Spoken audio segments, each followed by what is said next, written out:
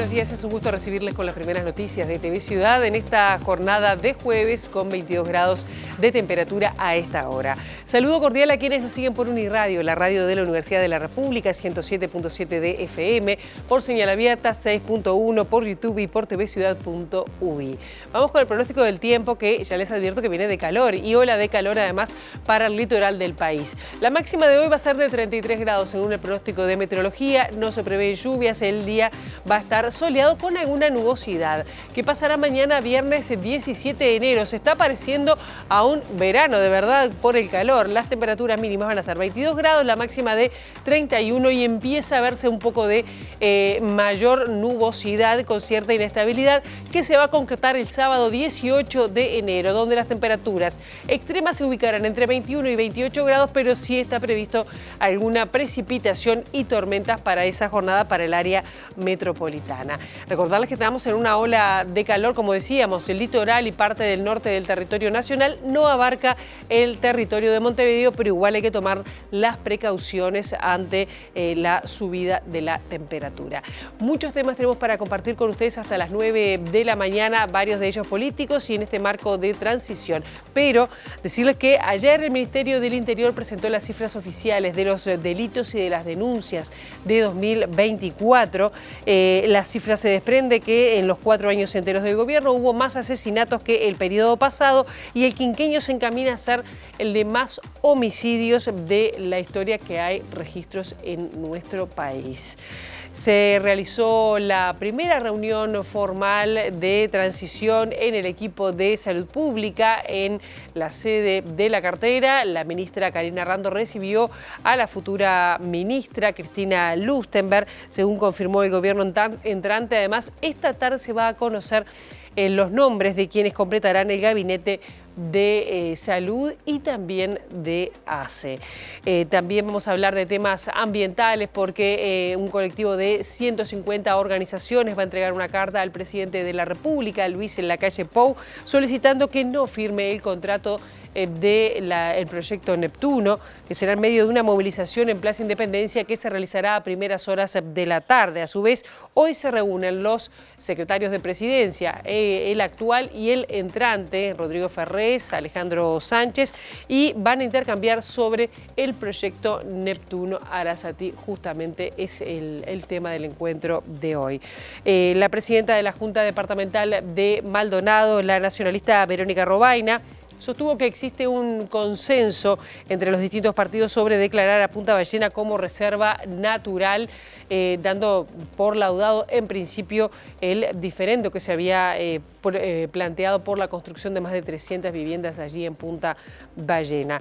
Lo que se está complicando y por lo menos hay un foco en lo que está pasando en Medio Oriente, allí en la Franja de Gaza, porque se acordó un alto al fuego, un cese al fuego, después de 15 meses de ataques y que además han dejado a decenas de miles de personas fallecidas, muertas.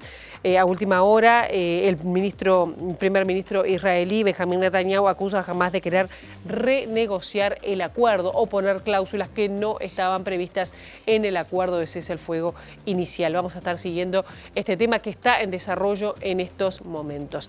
¿Qué pasará a 8:30 de la mañana? Bueno, nos vamos a enfocar en las elecciones departamentales del mes de mayo. Vamos a estar recibiendo al politólogo Gonzalo Puig para hablar sobre cómo se está conformando el panorama, cómo se están dando las definiciones tanto de la coalición republicana en los distintos departamentos, pero también en Montevideo. ¿Qué pasa con el Frente Amplio y sus definiciones?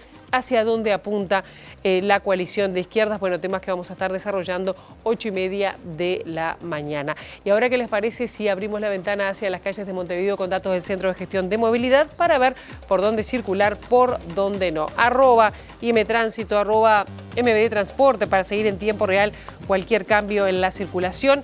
Les contamos que Marne, entre Luis Alberto de Herrera y Andrés Lamas, hay un corte hasta las 11 de la mañana por trabajos de poda. El que va a estar cortado prácticamente durante todo el día es Bartolomé Mitre, esquina Buenos Aires, por una filmación que se va a desarrollar hasta las 20 horas. Luis de la Torre entre Benito Lamas y Carlos Maeso, el corte será cortito, hasta las 10 de la mañana, y Burucuyá entre Goes y Cufré, el corte será hasta las 5 de la tarde por trabajos de carga y descarga. El Ministerio del Interior difundió ayer las cifras de delitos de 2024 y concluyó que hubo una baja de homicidios y de las denuncias por rapiñas, hurtos y abigeatos en el año que culminó. De las cifras se desprende que en los 4 años enteros de este gobierno hubo más asesinatos que en el mismo periodo que la administración anterior, y este quinquenio se encamina a ser el de más homicidios de la historia que hay registro en Uruguay. Según las cifras del Ministerio del Interior, en 2024 hubo 377 homicidios y además 17.480 denuncias de rapiñas, 107.845 denuncias de hurtos y 852 denuncias de abigeato. En el caso de los homicidios, los 377 reportados en 2024 significan una disminución de 1% en comparación con el año 2023, cuando hubo 381 asesinatos, es decir, 4 casos más. En el caso de los otros 3 tipos de delitos de los cuales se presentaron cifras hoy, las denuncias de rapiña bajaron 22%, las de hurto 5,7% y las de abigeato también bajaron, pero 19,5%, siempre en comparación con 2023. En el caso de los homicidios, si se toman en cuenta los datos históricos difundidos hoy y se hace la suma de los crímenes cometidos en los 4 años enteros de esta administración, la comparación con los acumulados en los 4 años enteros del gobierno pasado arroja que el número de asesinatos es mayor en este periodo. En efecto, en los años 2016, 17, 18 y 19 hubo un total de 1.367 homicidios y en los años 2021, 22, 23 y 24 se acumularon 1.447, es decir, 80 más. Las cifras informadas por el Ministerio del Interior no desglosan cuántos homicidios hubo antes y después del cambio de mando, tanto en 2015, cuando empezó el gobierno anterior, como en 2020, cuando empezó el actual gobierno, y además no incluyen los que han ocurrido en los que va de este año. De todos modos, según datos de MBD Noticias, es factible que al final de la actual administración la cifra total de asesinatos supere al total de los ocurridos durante el gobierno pasado. En cambio, las denuncias de rapiña, hurto y abigeato serán menos al final de este gobierno que las radicadas en el quinquenio pasado. Y como veíamos recién en pantalla, en las gráficas, 377 fueron los homicidios que se registraron en 2024. Los hurtos, 107.845 y las rapiñas ascendieron a 17.480. En tanto, el robo de ganado o abigeato alcanzó los 852 casos. Lo primero es tener paciencia. Una vez que llegás a los niveles que tuvo Uruguay, de una tasa del 12% cada 100.000 habitantes en su pico en 2018, después el trabajo de lograr bajar el nivel de homicidios es mucho más difícil, es mucho más cuesta arriba. Esto no lo digo yo, lo dicen diferentes trabajos académicos a los que hemos tenido oportunidad de acceder. Entonces, ¿cómo abordás ese trabajo? Y con múltiples proyectos y con trabajos interinstitucionales. O sea, no es solo trabajo de la policía, nosotros lo venimos diciendo hace tiempo, por eso lo del enfoque dual. No alcanza con lo que la policía puede hacer en materia de homicidios. Los homicidios son muy difíciles a veces de prevenir o de prever. Uno no puede tener un policía en cada casa, en cada esquina, en cada bar, en cada restaurante, donde se suceden los diferentes hechos. Y muchas veces la policía llega cuando la sangre ya está en el río. Entonces, por eso es muy importante todo el trabajo previo en materia de prevención. Y ahí es donde entran a jugar un factor muy importante otros organismos, como tiene que ver la educación, como tiene que ver la salud mental, la atención de adicciones, la atención de las drogas. Y desde el colectivo La Vida Vale cuestionaron las cifras presentadas por el Ministerio del Interior. Aseguran que en la periferia se viven casos de violencia intensa, con niños, niñas y adolescentes como víctimas. Nosotros desde La Vida Vale sentimos, porque vivimos en los territorios, que la sensación es que no han bajado los delitos. Y bueno, y además nos gustaría que el Ministerio pudiera disgregar los números, porque decimos que hay un 10,5% de homicidios, pero estamos hablando de todo el país. Cuando hablamos de algunas zonas de Montevideo, podemos decir que hay mucho más de 20. Por 100.000 habitantes estoy hablando, ¿no? Entonces, esto hace que nuestros barrios no sean seguros. no es así otros barrios, como por ejemplo Pocitos, que tiene seguridad privada y que tiene otra clase de seguridades, que allí puede haber uno cada 100.000 habitantes. Esto hace que nosotros vivamos la inseguridad desde otro lugar. Además de esto, algo que nos tiene absolutamente preocupados es el asesinato y las balaceras hacia los niños, niñas y adolescentes. Día a día nos levantamos con la noticia de que hay un niño, una niña o un adolescente baleado o muerto en uno de nuestros territorios. Esto no ha bajado, todo lo contrario, son números que aumentan, y no solamente al colectivo La Vida Vale y a quienes integran este colectivo con nosotros, sino PIAS, que es la plataforma de infancias y adolescencias, todos los días saca una placa diciendo esto, ¿no? Que hay un niño baleado o hay un niño lesionado por estas violencias. Y ayer justamente se dio la primera reunión de transición formal en el Ministerio del Interior, donde el ministro Nicolás Martinelli recibió a su sucesor, Carlos Negro. Negro aseguró que ambos comparten la visión de equilibrio entre represión y prevención del delito y se mostró preocupado por las cifras de homicidios y por los actuales niveles de violencia. Y bueno, que la situación más preocupante a nuestro juicio sigue siendo el tema de la violencia. Y como indicador del tema de la violencia, como indicador principal de esa violencia que existe hoy por hoy y que viene estabilizada durante tantos años, es el tema de los homicidios. Y sobre ese tema es que el futuro ministerio va a trabajar. Nosotros tenemos una debilidad ahí en materia de números de delitos, porque sabemos que los números son de denuncias.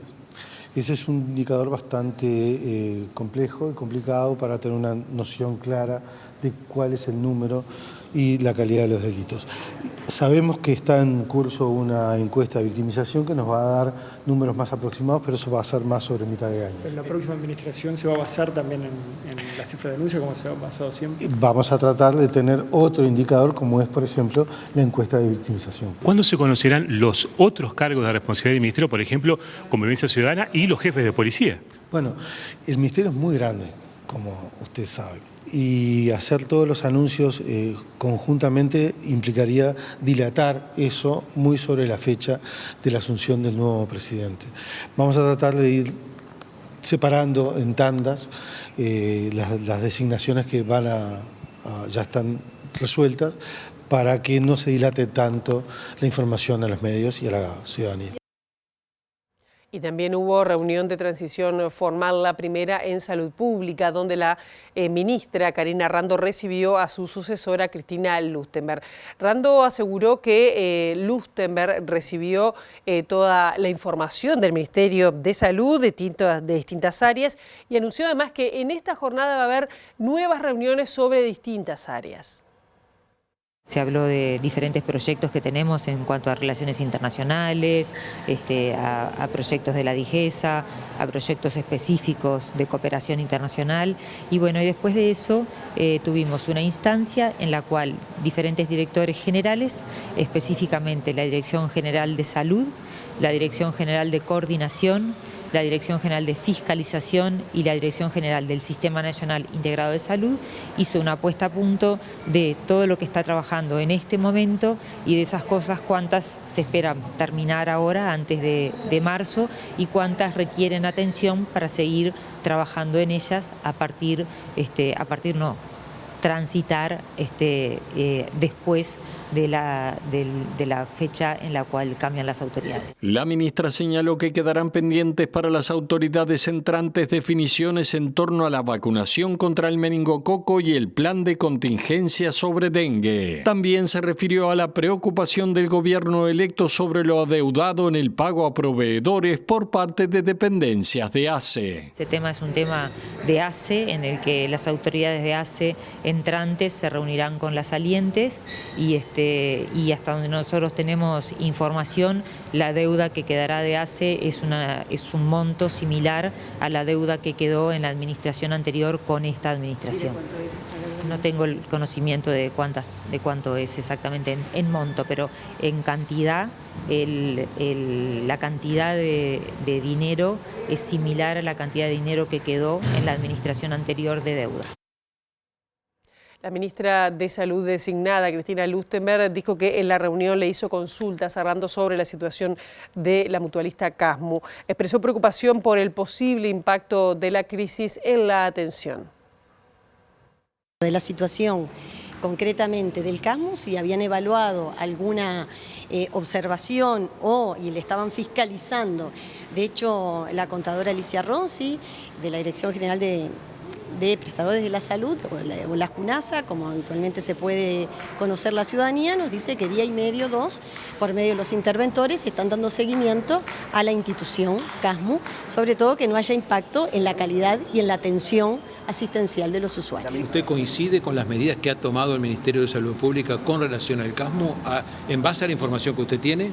Nosotros hoy estamos como equipo formado por quienes conocen mucho el funcionamiento del Casmu y de la institución, en conjunto con el Ministerio de Economía y Finanzas, de las autoridades nuestras entrantes, analizando toda la coyuntura del Casmu, y no nos corresponde más nada por ahora decir públicamente. Porque periodísticamente trascendió que habían diferencias entre usted y lo que señalaba el subsecretario Brioso. Brioso había dicho de que habría que intervenir con desplazamiento de autoridades. Y usted, bueno, de alguna manera, eso no es contraver eso, ¿no? El doctor Brioso lo dijo en una entrevista. Desde el punto de vista personal, todavía no es la posición que tenemos laudada políticamente. En conjunto también tomaremos nuestra opinión con el presidente electo, Yamandu Orsi. Cuando corresponda daremos nuestra opinión. Por ahora, lo que más nos importa, transmitirle a la ciudadanía que hay que dar tranquilidad con los impactos que pueda tener desde el punto asistencial. Las autoridades actuales hoy nos confirman que han fiscalizado y no observan eso. Es la preocupación que nosotros transmitimos cada vez que tenemos un encuentro con las autoridades actuales. Y Lustenberg dijo que una de las prioridades de su gestión será atacar de primera vez lo que tiene que ver con las demoras en la atención de los especialistas. Lustenberg también aseguró que la accesibilidad a los documentos medicamentos serán una prioridad. Por ahora nosotros estamos haciendo una evaluación, tenemos ahora con vistas al próximo presupuesto de hacer una evaluación con mucha seriedad. El Uruguay, la puesta en marcha del Sistema Nacional Integrado de Salud hace una puesta en marcha muy importante, y hoy sí hay algunas cosas que funcionan bien, pero hay otras cosas que la ciudadanía misma lo percibe, que hay desigualdades, que hay inequidades, que quizás, y hay temas que son multicausales, que tampoco se pueden resolver a corto plazo, pero sí queremos construir un Ministerio de Salud Pública de puertas abiertas, donde la ciudadanía en la atención al usuario se sienta parte, donde recorramos el país viendo la complementación entre los prestadores públicos y privados, que hoy no puede ser que venga una persona de muchos kilómetros a atenderse por algo que se debería resolver en el lugar donde reside. Sí, el tema de medicamentos es una prioridad que vamos a encarar, como lo mismo crear una agencia regulatoria de medicamentos.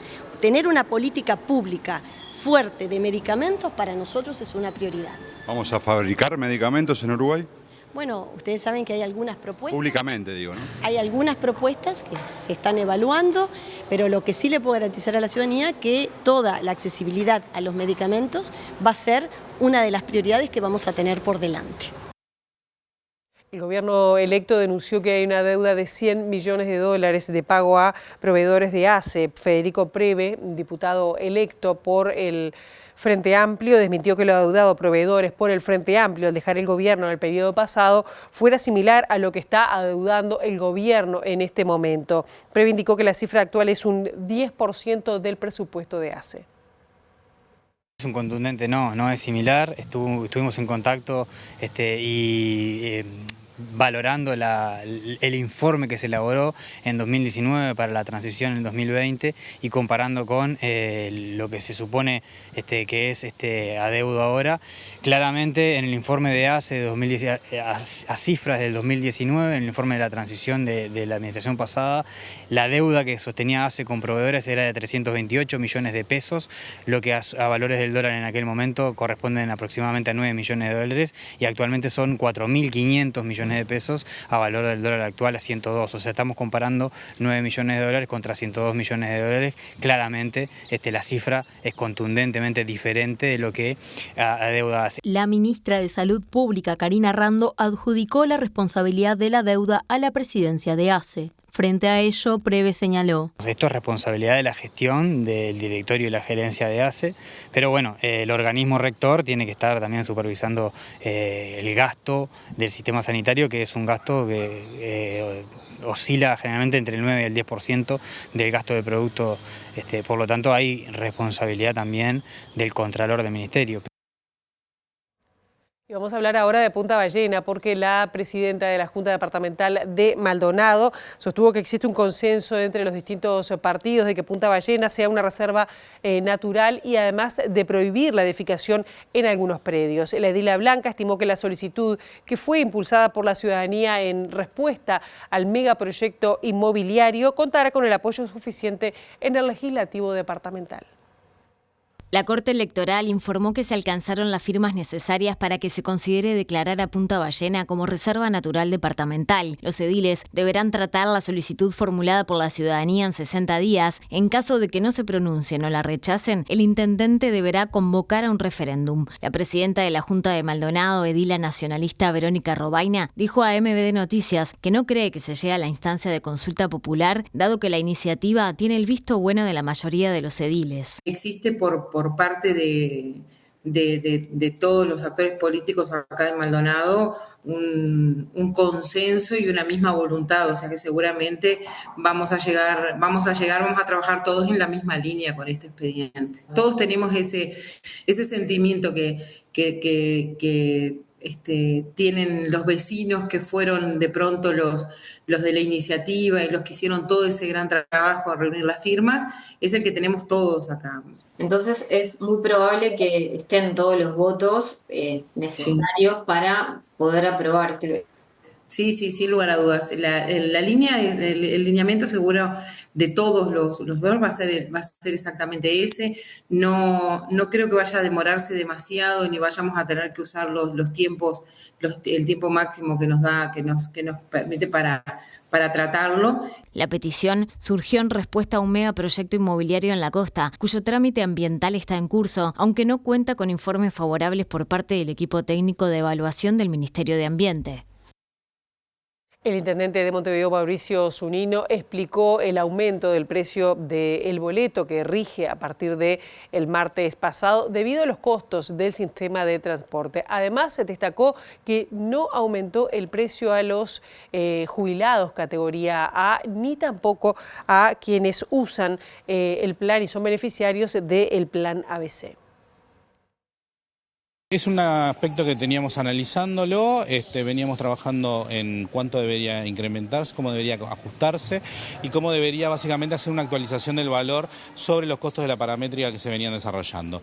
Esto implica también que la variación del precio del boleto no se da para todas las categorías iguales, es más, hace 5 años que no sube el de jubilados de menores ingresos, el jubilado categoría A, que no tuvo modificaciones ahora, tampoco tuvo modificaciones el boleto ABC, que son aquellas personas de bajos recursos que tienen la tarjeta Uruguay Social que van a poder seguir pagando el mismo precio de boleto. Por lo tanto, es una adecuación que lo vamos analizando sobre qué tipo de boleto y sobre qué acciones tiene que efectivamente lograrse. Esto implica que tiene que haber una readecuación de costos porque la estructura de costos efectivamente del sistema de transporte tiene que adecuarse y por lo tanto cómo hacer que esa adecuación también se traslade lo menos posible a aquellos sectores más vulnerables y por eso también la adecuación del precio son distintos según las categorías. El senador Mario Vergara habló sobre la situación de Venezuela, dijo estar convencido de que en las elecciones del país caribeño hubo fraude. Además, discrepó con declaraciones del futuro ministro de Trabajo, Juan Castillo, secretario general del Partido Comunista, quien dijo que la población venezolana eligió al actual gobierno de su país que encabeza Nicolás Maduro. El Frente Amplio como tal ya se ha expresado claramente en sus resoluciones que a cada rato, o sea, no tenemos que agregar más nada. Los venezolanos han elegido este gobierno y este gobierno se está integrando allí. ¿Hay debate? Sí hay debate. Hay miradas distintas, nosotros convivimos, pero hoy la preocupación central nosotros la tenemos en los uruguayos. Aparte que el presidente actual haya recibido al líder opositor. Que lo reciba. De ahí nadie le puede impedir al presidente actual que reciba a quien él quiera. No nos pueden dar línea a nosotros porque nosotros somos el gobierno electo. Del 1 de marzo para adelante la responsabilidad es nuestra. ¿Urrutia tendría que haberse reunido con Orsi? Urrutia... González Urrutia. No, ¿por qué? ¿Quién es Urrutia? Urrutia, que él se autoproclama presidente, tampoco mostró las actas. El senador frente amplista Mario Vergara aseguró no coincidir en la visión de Juan Castillo y aspira a que el presidente venezolano no sea invitado a la asunción de Yamandu Orsi. Yo creo que es bastante clara las posturas, el Frente tiene una postura de no avalar lo que ocurrió en las elecciones de Venezuela, no coincidimos en esa visión. Sí en los vínculos culturales, en los vínculos familiares en muchos casos, porque Venezuela supo ser un país muy generoso a la hora del periodo de la dictadura en Uruguay, pero más allá de eso no creo que sea una cuestión más trascendente de lo que ocurre en tantos otros países en el mundo. El Movimiento por un Uruguay Sustentable va a entregar una carta esta tarde al presidente de la República, Luis Lacalle Pou, para que no firme el contrato del proyecto Neptuno. En la misiva, que adhirieron más de 150 organizaciones, solicitan al mandatario que no firme este contrato. Entre los firmantes hay colectivos, asociaciones civiles y sindicatos en apoyo a la causa. Las personas delegadas a cargo de la iniciativa entregarán el documento a las autoridades y también se le dará una copia al ministro de Ambiente, Robert Bouvier. En la carta se lista una serie de razones por las que las organizaciones entienden que el proyecto no debe realizarse bajo ningún concepto. Es una iniciativa que genera serias preocupaciones, fundadas tanto en materia legal como ambiental y de derechos humanos. Argumentan que el proyecto se presenta como una solución para la seguridad hídrica del área metropolitana, pero no existe consenso sobre la pertinencia y eficacia de dicha solución, según el texto difundido por Mobus y replicado en Montevideo Portal. El documento busca llamar la atención de Lacalle Pou por ser uno de los principales defensores y promotores del mismo. A su vez cuestionan al Ministerio de Ambiente por actuar como fiel promotor de la iniciativa, eludiendo su responsabilidad de evaluar y abogar por la seguridad ambiental de todo el país. Por el contrario, sectores agrícolas, agropecuarios, la comunidad pesquera de la zona, la academia y representantes, políticas y políticos de todos los partidos y reconocidos científicos nacionales e internacionales alertan sobre el grave impacto que significa el proyecto para Uruguay, se insiste en la misiva. Desde las organizaciones hacemos un llamado urgente, en primer lugar a usted, culmina la carta, y su responsabilidad como presidente de este país, pero también a la reflexión y a la acción. No se puede firmar un contrato que pone en peligro nuestra salud, nuestros derechos y el medio ambiente. Invitamos públicamente a la ciudadanía a informarse, debatir y exigir transparencia sobre este proyecto que afecta a todos los uruguayos. Finaliza el texto. Segundo bloque de MB Noticias y ya estamos recibiendo a Gonzalo Puig, quien es politólogo, investigador, docente de la Facultad de Ciencias Sociales de la Universidad de la República. Un gusto que estés con nosotros. Un gusto. Y, bueno, se está armando todo lo que tiene que ver con el esquema hacia las elecciones departamentales y municipales. ¿Cómo ves el panorama general? Me imagino que debe haber un cambio, y ya te lo pregunto, porque hay un cambio de gobierno. ¿Cambia un poco estas elecciones y las perspectivas a nivel nacional? Sí, en realidad cambian, por supuesto, porque yo considero que hay una prima para el gobierno ganador de la nacional. Ahora, desde una de las grandes cambios en la reforma constitucional del 97 es que se separan las elecciones. Primero las departamentales, porque los municipios no existían. Y eso hace que sean elecciones separadas. Mismo hay 6 meses de diferencia, las reglas son distintas. Entonces, no son la misma elección. ¿Qué quiero decir? Que yo gane, por ejemplo, te voy a poner un caso quizás inesperado, Soriano. Que yo gane en Soriano en una segunda vuelta, porque también está la primera vuelta, no necesariamente quiere decir que ese resultado se va a trasladar. Eso pasaba cuando eran vinculadas. Porque vos tenías que, no se olviden, bueno, después seguramente vas a preguntar, está toda la polémica del voto cruzado, que el voto cruzado no existió nunca en Uruguay. Vos tenías que votar, antes de la reforma, ponías todo junto, de hecho ponías presidente, tu legislativo y los intendentes en el mismo sobre, ¿no?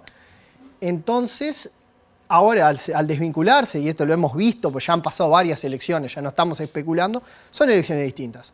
De hecho, es común que haya cambios, más o menos un promedio de un 40% de los departamentos, ¿no? Porque vos tenés el voto, como la circunscripción departamental para diputados te lo permite, tenés el voto departamental, cambia, ¿no? En un más o menos 40% los departamentos van a cambiar. Entonces, el armado, las expectativas son a veces independientes, pero es verdad y es ineludible creer que hay una prima hay un envión, una prima de quien ganó el gobierno nacional. Por ejemplo, en el caso del Frente Amplio, vamos a poner que es el que ganó, ese gobierno electo, el Frente Amplio está acostumbrado a ser el perdedor de ese cambio. Generalmente el Frente Amplio en las elecciones, las 3 que ganó consecutivas además, que es algo muy poco común en Uruguay, sobre todo el retorno a la democracia, perdía. O sea, ganaba las departamentales, ganaba en octubre generalmente, si había balotaje, ganaba el balotaje, y luego perdía, ¿no? Pero, por ejemplo, en su primera elección de 2004, el Frente Amplio es cuando gana más intendencias. O sea que hubo ese bono. Luego el Partido Nacional es el que gana las intendencias, generalmente, ¿no? Hoy tiene 15. No es su mejor resultado, pero tiene 15. Eso es casi un 80% de las intendencias. Yo considero de todas formas que tuvo un bono con su retorno al gobierno nacional. Lo propulsó en algunos departamentos. Yo creo que es en los competitivos donde esa prima se ve. Si la elección es ajustada, el resultado nacional te lleva como con mayores expectativas. Claro, y recién hablaste del Partido Nacional. Sin embargo, en algunos departamentos, bueno, se fortalece la coalición republicana ir seguro en 3 lemas. Ahí empezaron ataques cruzados entre el Partido Colorado, Partido Nacional, de por qué no se hizo en todos los departamentos. Ahora parece que se puede llegar a ampliar. ¿Cómo consideras esa iniciativa de la coalición republicana, de ir juntos, los partidos oficialistas? Claro. Eso? ¿Le da más chance o pierde el Partido Nacional si pierde alguna de las intendencias? No. Se hacen 3 departamentos, ¿no? 3 de 19. No se puede ampliar. Al día de hoy ya no, porque se tenía que presentar en las internas. Salto, es verdad. Vos tenés que mantener, eso es lo que se disputa, en Uruguay, eso está en la Constitución, además de la reglamentación de la Corte Electoral, es como marca nuestra Constitución, luego reglamenta algunas cosas la Corte, vos tenés que mantener el partido, por así decirlo. En Uruguay los partidos son muy fuertes y se busca institucionalmente mantener esto. Claro, igual en algunos departamentos, pongo el caso de San José, los colorados van a ir juntos. Exactamente. O están discutiendo eso junto con el Partido Nacional. Exactamente, se hace este tipo de estrategias. Trampa. Que es común, es una estrategia común. Que no te olvides que esa es la estrategia al lado de la oferta. Luego el votante puede hacer lo mismo. Ustedes no se juntan, bueno, yo los voto a estos. ¿Por qué? Porque tiene más chance. El votante también actúa estratégicamente, pero quiero responderte la pregunta, no parezca que te la cambié. Entonces, en 3 departamentos compiten juntos, 3 de 19. Yo creo que hoy la coalición es verdad. Luego de la derrota del balotaje, donde el Frente gana en muchos departamentos, gana el voto del balotaje, ¿no? Que son cosas distintas, pero sí, empezó a agarrar más vida a algo que no tenía tanta vida, ¿no? Porque si vos mirás en los 3 departamentos que se usan, es en los 3 departamentos. Frente Amplio gobierna solo 3 intendencias. La coalición se usa en esas 3 nada más. O sea que no está tan consolidada. Se usa donde tengo menos chances, por así decirlo. A previo, ¿no? Después podemos ir en cuáles departamentos hay más chances. Y en ese caso les da más chance de ganar, porque no hay que olvidarse que es una mayoría simple la que elige el intendente, y eso no es un dato menor. Vos gana el que tiene más votos. Raras veces, no siempre se tiene que llegar al 50%, no siempre se llega, pero muchos departamentos, por ejemplo, Paysandú, Río Negro, estuvieron ahí, el que ganaba tenía 47% de los votos válidos.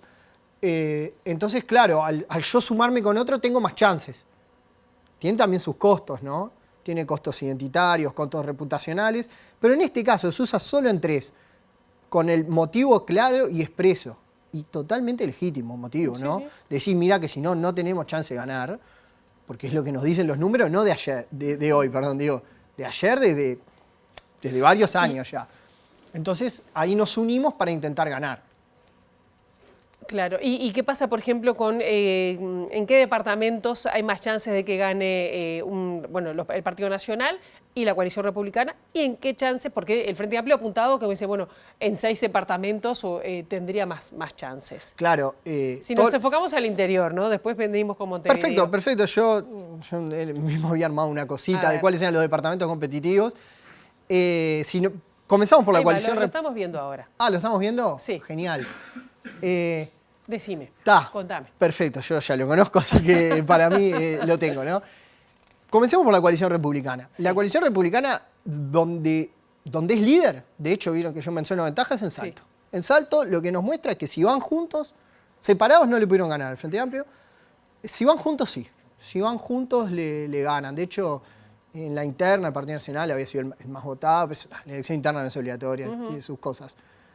Luego, en Montevideo es donde me permite, en Montevideo en Canelones es la única forma que yo tenga chance de competir. Ahora, empieza a bajar la probabilidad de, como yo muestro en estas escalitas ahí, ¿no? Órdenes, empieza a bajar mi chance de ganar. Claro. Yo lo considero poco probable en Montevideo. Poco probable, pero es correcta la definición de que es la única forma. De que es la única forma, es lo que los votos nos muestran.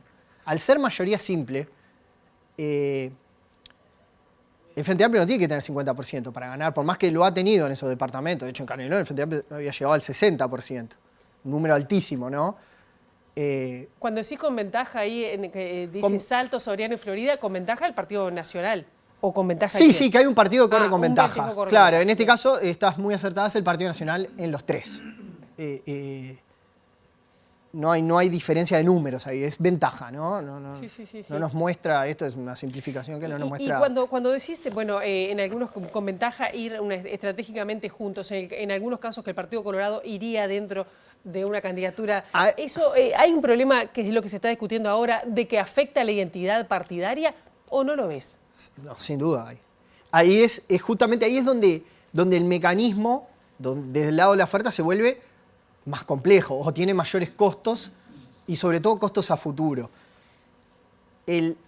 Como la coalición republicana se usa en tres, que vos sabés que son donde son peleados, de hecho en Salto me serviría para ganar y en Montevideo Canelones es mi única forma, el costo identitario es menor. Es menor, pero existe, ¿no? Siempre existe. Pero es menor, es bien sabido, es bien clara la definición. Además, cada uno va... Además, va con distintos candidatos. Cada uno va con su candidato. ¿Qué pasa en los otros? En los otros hubo candidatos que participaron en las internas, del Partido Colorado. En este caso vamos a hablar del Partido Colorado, que es el que se tendría que bajar, ¿no? Sí. Porque no es salvo en Rivera, no es el que corre con chance de ganar. Recordemos que en Rivera no se lo hacen eso a favor del Partido Colorado, y eso no es menor. O sea, en Rivera compiten solos. Hay gente que participó en las internas, gente que tiene aspiraciones en los municipios, que seguramente después vamos a ir con lo del voto cruzado. Gente que tiene aspiraciones a la Junta Departamental, y claro, el Partido Colorado se queda sin nada de eso. Si bien pone su lista, es verdad, la abre, son partidos con larga trayectoria, son de los partidos con vitalidad, ¿no? Vamos a decir la verdad, porque no vale que haya un partido que tiene 100 años y nunca gana nada, o no salen diputados, nada, te digo, en el mundo. Son partidos con un largo trayectoria, ¿no? No usar tu etiqueta tan poderosa tiene un costo. Tiene un costo y sobre todo el costo empieza a ser a futuro. Y para el Partido Colorado el costo es consolidarse, como lo que no dicen en el discurso, bueno, por más que ahora sí empezaron a aparecer en el discurso, consolidarse como un apoyo, ¿no? Como un socio minoritario. Eso, cuando es puntual y estratégico, tiene sentido, porque es mi única forma capaz de entrar al gobierno, de ganar, bien, como te repito, Salto, Montevideo, Canelones. Ahora, a la larga, es un riesgo de no a corto plazo, pero es un riesgo a largo plazo de desaparición. Claro. ¿Y qué pasa con, decías que hablar sobre el tema del voto cruzado, que finalmente no salió, que lo reclamaba el Partido Colorado? No era una opción. Bueno, ahí con el voto cruzado, todo este tema de yo bajo mi candidatura para estar contigo, no nos olvidemos cómo se vota. Bueno, en 2000, con la ley de participación, descentralización y participación ciudadana, aparecen los municipios. Y acá volvemos a tener, como previo a la reforma, una elección vinculada, la departamental con la municipal. ¿Qué tiene cuando vos vinculás una de niveles? Que no ayuda a la descentralización que se quiere. Claro, y hay efecto de arrastre. Siempre el nivel superior arrastra con el inferior. Lo sabemos que lo hacía la nacional con la departamental. Eso ya lo vimos, hemos tenido casos. Y con la municipal pasa lo mismo. La que más tira, por así decirlo, es la elección a la intendencia, ¿no? Sí. Y quiero remarcar a la intendencia, ¿no? Departamental, porque los intendentes son muy fuertes en Uruguay. La Junta Departamental es a veces accesoria, y eso es un problema. Entonces, ahí es donde está el foco. ¿Qué pasa? si yo me bajo para ir a Tulema, también pierdo mi chance de competir en los municipios, porque la hoja es única. ¿Entendés? Entonces yo ya no puedo ser alcalde o alcaldesa. No es un buen negocio, digamos, para el Partido Colorado. Y el Partido Colorado tiende a no ganar en los municipios. La verdad tiene resultados municipales muy malos. Si se baja ya pasan a ser aún peores. Incluso al punto de que me sacás de Rivera y capaz que no tengo ningún municipio. Y en Rivera no hay tantos municipios tampoco, ¿no? Entonces, claro, por eso salió Pedro Braverri, Tabaré Viera, personas que ya tienen experiencia, a reclamar. Dice, está bien, hacemos esto, pero habilitarnos el voto cruzado. Un departamento donde eso es muy polémico es Paysandú.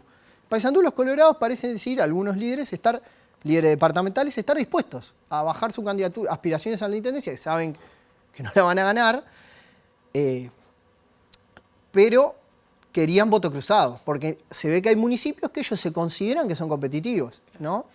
Y este arreglo les impide eso. Claro. ¿Qué pasa si nos venimos más al área metropolitana, ¿no? Sí. ¿Montevideo está ganado? Montevideo es, como yo digo, es poco probable. Montevideo se suman dos cosas. ¿Vos? Es poco probable que es poco probable un cambio de partido. De partido. Hay que precisar algo con Montevideo, con Uruguay. Nosotros en Uruguay tenemos partidos muy fuertes. Lo dije, no quiero aburrir con esto. Pero la unidad de observación, los actores principales del sistema son las fracciones. Tenemos partidos fuertes y fraccionalizados. Los famosos sectores, ¿no? Si yo te digo MPP, herrerismo, ahora recientemente Vamos Uruguay, yo estoy hablando de fracciones de los partidos. La competencia está ahí. Y la política partidaria está ahí, ¿no? Entonces hay una suerte de semi-alternancia, le podríamos decir en chiste, que ha pasado mucho, de hecho, en Montevideo, y lo hemos visto también en el interior dentro del Partido Nacional, que tiene menos fracciones, que es el partido repite en el poder, pero le cambió la fracción. En Montevideo eso de hecho ha sido muy común. Si vos lo vas viendo, entre Tabaré Vázquez y Arana cambió la fracción, entre Arana y Ehrlich vuelve a cambiar la fracción, por más que Arana se reelige, es de los pocos intendentes que logra reelegirse en Montevideo. Pero claro, en Montevideo ya tenemos algo parecido a otros 6 departamentos más del interior, que es que no hay alternancias, ¿no? Entonces, repito, los intendentes son fuertes, los intendentas en este caso son fuertes. El que pero está en el oficialismo... El MPP no presenta candidato propio. El MPP no presenta candidato propio, pero no apoya a un retador interno al oficialismo departamental, ¿no? Entonces podemos ver, hay que prestar atención a esa competencia. Es verdad, ponele que nuestro igual primer... no está oficializado además el verdad, apoyo del MPP. Porque no tenemos todavía la definición de quiénes, si van a haber 3 candidatos, 2, porque es distinta a la nacional. Entonces, por eso quiero decir, hay 2 niveles de competencia. Entre los partidos, ¿verdad? El votante primero va y vota un partido. Pero luego hay que ver a quién vota dentro del partido, ¿no? De un lado vamos a tener la coalición republicana, que va a tener uno colorado y uno blanco, el blanco ya confirmado, Martín Lema, el colorado sigue habiendo danza de nombres. Y Cabildo todavía no ha descartado. Sí, Cabildo no ha descartado, Partido Independiente es el que descartó. De hecho, el Partido Independiente le ganó a Cabildo en Montevideo, entonces el acuerdo de la coalición republicana es que la elección nacional marcaba el orden. O sea, el Partido Nacional ganó, segundo vino el Colorado, dentro de la coalición, tercero fue el Partido Independiente, que dice, no tenemos chance, nos vamos. Lo cual, de nuevo, se mantienen esos costos identitarios, para el caso del Partido Independiente son menores. Cabildo no sabe, en caso de que Cabildo no vaya, el Partido Nacional ya quedó claro que no va a poner otro, o sea que sería Colorado quizás, o sería un Independiente, que ya ha pasado, Edgardo Novik, que de hecho le ganó a los 2 de los partidos, o sea que hay que tener cuidado con los independientes también. Pero, bueno, en Montevideo, como te decía, el oficialismo, en Montevideo no, en todos los departamentos, perdón, el oficialismo, el partido del intendente tiene una ventaja, ya corre con ventaja. Luego está ese que te dije, esa prima de la elección nacional. El Frente Amplio viene envalentonado, por así decirlo, porque ganó la elección nacional, claro. Y en todas las instancias que hubo de la elección nacional, interna, que no es obligatoria, interna, balotaje y primera vuelta, también ganó Montevideo. ¿Qué pasa, Gonzalo, con respecto a, por ejemplo, el porcentaje de voto en blanco que hay en Montevideo?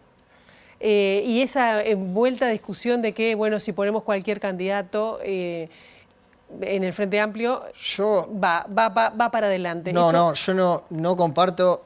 ¿Va para adelante o gana? Sí, yo no comparto para nada esa creencia. O sea, las elecciones son competitivas. quizás algunos departamentos... Mirá, los departamentos que no tienen alternancia son, por ejemplo, del retorno a la democracia, que han tenido poca, en la historia del Uruguay, poca alternancia, por ejemplo, Flores, Cerro Largo. Capaz que ahí corre, y tengo mis dudas. San José, y sí, que ahora San José del retorno a la democracia, pero ahora es competitivo San José. Ahora se volvió competitivo. Si querés, después volvemos a San José. Tenemos que ir cerrando igual. Es la sorpresa San José. Pero no comparto eso. El Partido Nacional hizo una buena estrategia, puso un candidato fuerte. La famosa heladera es un error. Es un error por varias razones. Primero, nos mostró que el voto en blanco aumentó, ¿no? En realidad, no es que pusieron a cualquiera, es el no usar los 3 candidatos lo que te afectó. Segundo, esa es una crítica injusta, porque yo tampoco pongo un candidato fuerte. Entonces, ¿qué es lo que me hace perder a mí? ¿Que el Frente Amplio gana con cualquiera o que yo tampoco pongo candidatos fuertes? El Partido Nacional aprendió de eso, se mantiene esa creencia de la heladera, pero lo aprendió bastante bien. Y ahora puso un candidato de primera línea. Es una persona que estaba en la primera línea, ministro, ¿no? Ministro con mucha visibilidad, cercano al presidente, primera línea de senadores, no es una persona cualquiera. Pone un candidato fuerte, ¿no? Entonces, ¿El Frente Amplio está poniendo candidatos fuertes también? El Frente Amplio en la última elección puso a los 2 precandidatos presidenciales, o sea, puso a Daniel Martínez, que había sido... ¿Y ahora? Fue un balotaje, y a Carolina Cose. Ahora no sabemos quiénes van a ser, pero si fuera Mario Vergara tiene una trayectoria importante. Claro. Pero te digo, es más aprovechar el doble voto simultáneo de quién es el candidato. O sea, no es verdad. Ninguna elección en Uruguay vos la ganás con cualquiera. Gonzalo, muchísimas gracias por ahora, pero te seguiremos invitando porque viste, esto da para mil cosas. Sí. Muchísimas gracias a vos por estos minutos. Nosotros ahora nos vamos al exterior para tomar contacto con nuestro compañero Eduardo Delgado, que trae información sobre la industria cárnica. Delgado, muy buenos días, Eduardo. Así es, Pilar, un gusto saludarte y muy buenos días. Porque hoy la dirección justamente de la Federación Obrera de la Industria Cárnica y Afines se reúne para analizar la posibilidad de un preacuerdo en busca de solución al conflicto que existe en este sector desde el pasado 22 de noviembre. Y para conocer un poco más en profundidad de esto, estamos con Martín Cardoso de la FOICA, de la Federación de Obreros de la Carne. ¿En qué consiste justamente esta posibilidad de preacuerdo, Martín? Bueno, primero que nada, buen día, saludarlo a ustedes. Bueno, nosotros después que la semana pasada ratificamos unánimemente lo que es mantener el conflicto, la central obviamente como arte y parte del Ejecutivo de nuestro PICNT nos hace una propuesta de tratar de acercar las partes, donde nosotros, por supuesto, de quien viene aceptamos, sin pensarlo, tal vez un tercero con otro aire, con otra perspectiva, podría acercar las partes, cámaras empresariales, trabajadores, no estar contaminado con lo que es la atención del conflicto. Y bueno, hay sondeos, no hay nada formal, hay sondeos, pero nosotros ya sabemos, los que estamos en esto, que cuando hay sondeos puede ser una propuesta formal a corto plazo y bueno, sería nuestra intención obviamente dejar sin efecto el decreto y bueno, y un convenio a corto plazo. Es un poco lo que se está intercambiando. Hoy, como bien decías tú, tenemos directiva, vamos a analizar, estuvimos sondeando con los gremios y bueno, veremos si hay una propuesta formal, la analizaremos y bueno, si vemos que es viable, le daremos para adelante. Justamente vos lo mencionabas, una de las trabas a un acuerdo es el decreto de mínimos salariales establecido por el gobierno el 8 de enero. Sí, para nosotros eso no tiene lugar, es un precedente que en nuestra organización sería muy negativo y bueno, no solo para nosotros sino para otras ramas de actividad con lo que significa nuestra rama de actividad y bueno, si cabe la posibilidad de dejar sin efecto ese decreto, para nosotros obviamente sería como más liviana la discusión para avanzar en cualquier acuerdo, cuando digo cualquier acuerdo, de acercar las partes, ¿no? En el marco de este conflicto actualmente, ¿hay alguna medida que esté afectando la faena? No, nosotros obviamente cuando el Ejecutivo de la Central nos hace la propuesta de tratar de acercar las partes, nosotros levantamos las medidas, obviamente para no generarle esas trabas a la discusión, pero nosotros seguimos en conflicto, el plan de acción nosotros ya lo tenemos obviamente instalado, diferentes propuestas de medidas gremiales que plantearon los gremios, pero sin medidas. Eso creo que también ayuda al acercamiento. La Asociación Rural del Uruguay planteó hace días atrás la necesidad de decretar la esencialidad de la faena, lo que fue rechazado por el Poder Ejecutivo, que además se da en este caso que el propio ministro de Ganadería fue presidente de la Asociación Rural. ¿Cómo recibieron de la FOICA esta propuesta de la Asociación Rural? A ver, nosotros de un tiempo a esta parte más, ya nos pasó el Consejo Salario pasado, nos pasa que vemos al ministro de Ganadería obviamente muy volcado, cuestionando siempre las medidas gremiales y muy volcado al sector empresarial. Desde que empezó todo este conflicto nunca se ha comunicado con nosotros, tal vez no le corresponde a él, pero Sartiparte también, porque él hace cuestionamiento a nuestras medidas gremiales, también podría preguntar cuál es la situación del trabajador, no lo ha hecho. Obviamente no nos sorprende, por supuesto no nos sorprende, sabemos el sector, el poder político, económico, social que tiene el sector productor, que está vinculado a nuestra rama de actividad, pero nosotros ya de primera mano y asesorados sabíamos que ese pedido no tenía lugar. Martín, muchas gracias por estos minutos, muy amable. Pilar, como decíamos, se reúne hoy la dirigencia de la Federación Obrera de la Industria Cárnica y Afines para analizar la posibilidad de un preacuerdo que dé solución al conflicto que existe en este sector.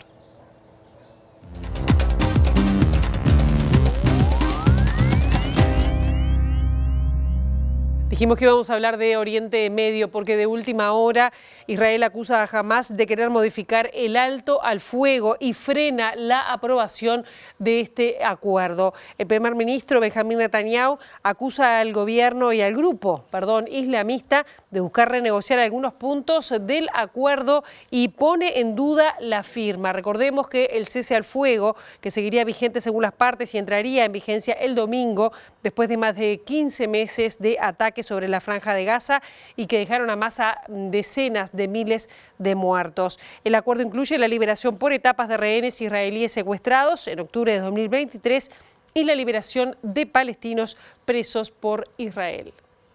El primer ministro de Qatar, Mohammed bin Abdulrahman Al Thani, fue el encargado de anunciar oficialmente el acuerdo del alto al fuego entre Israel y Hamás, que incluye el intercambio de rehenes por prisioneros palestinos y entra en vigor el domingo 19, un día antes de la asunción del presidente electo de Estados Unidos, Donald Trump. La primera fase durará 42 días e incluirá un alto al fuego y la retirada de las fuerzas israelíes hacia el este, lejos de las zonas pobladas, afirmó el primer ministro catarí en rueda de prensa. Luego que Hamás y su aliado, la Yihad Islámica, aprobaron este miércoles el acuerdo con Israel después de meses de negociación. Las partes habrían acordado la progresiva retirada de las tropas de Israel de la ciudad sureña de Rafah, fronteriza con Egipto, en la primera fase, mientras que en la segunda y la tercera Israel y Hamás negociarían la salida de las tropas del corredor de Filadelfia. El ministro exterior de israelí, Gideon Saar, dijo que el pacto de alto el fuego con Hamás es un acuerdo doloroso porque Israel tendrá que soltar a terroristas y asesinos, a cambio de la liberación de rehenes israelíes que siguen en Gaza. Uno de los primeros en reaccionar fue el presidente electo de los Estados Unidos, Donald Trump, quien saludó el acuerdo de la liberación de rehenes y el alto al fuego entre Israel y Hamás, antes de que hubiera un anuncio oficial de la Casa Blanca del presidente saliente, Joe Biden. En las últimas horas, el primer ministro israelí, Benjamín Netanyahu, acusó a Hamás de crear una crisis de última hora, intentando modificar el acuerdo para lograr más concesiones. Netanyahu anunció que su gabinete de seguridad no votará el pacto hasta que el grupo islamita no abandone sus peticiones. Por su parte, el portavoz de Hamás, Itzhak El-Rezig, desmintió a Netanyahu y señaló que el grupo cumplirá el alto al fuego. La Oficina de Investigación de Corrupción de Altos Funcionarios de Corea del Sur detuvo al destituido presidente surcoreano Yoon Suk-yeol, integrante del derechista Partido del Poder Popular. Un convoy con funcionarios de la Oficina Anticorrupción y la Policía Sudcoreana consiguió acceder al recinto por las puertas de la entrada principal unas 3 horas después de que comenzara el nuevo operativo para detener al líder conservador, tras los intentos de bloquear la operación por parte del Servicio de Seguridad Presidencial, donde detuvieron además al jefe de las citadas Fuerzas de Protección del mandatario, Kim Sung-ho, por obstaculizar la ejecución de la orden de arresto sobre Yoon. El exmandatario es investigado por la Oficina Anticorrupción, la Policía y el Ministerio de Defensa por un supuesto delito de insurrección ligado a su declaración de la ley marcial el mes pasado y permanecía escondido en su residencia desde que la Asamblea Nacional lo destituyera el 14 de diciembre a raíz de su fallida intentona golpista. Unos 6.500 partidarios de Yoon se congregaron también en torno al recinto, mientras que una treintena de parlamentarios del gobernante Partido del Poder Popular se desplazaron a las afueras de la residencia presidencial para protestar contra la orden de arresto. La policía desplegó a unos 3.000 efectivos para el dispositivo y acordonó la zona luego que el primer intento para ejecutar la orden de arresto el pasado día 3 fracasara, después de que el Servicio de Seguridad Presidencial impidiera a los funcionarios de la Oficina Anticorrupción y a decenas de agentes de la policía el acceso a la residencia, en una tensa situación que duró varias horas y obligó finalmente a cancelar el operativo. Hasta aquí llegamos con esta primera edición. Quedan en compañía ahora de Ciudad Viva. La actualización informativa a las 13, a las 18:55 y mañana bien tempranito a las 8 en punto con las primeras noticias de TV Ciudad. Pasen ustedes muy bien, a cuidarse del calor. Disfruten.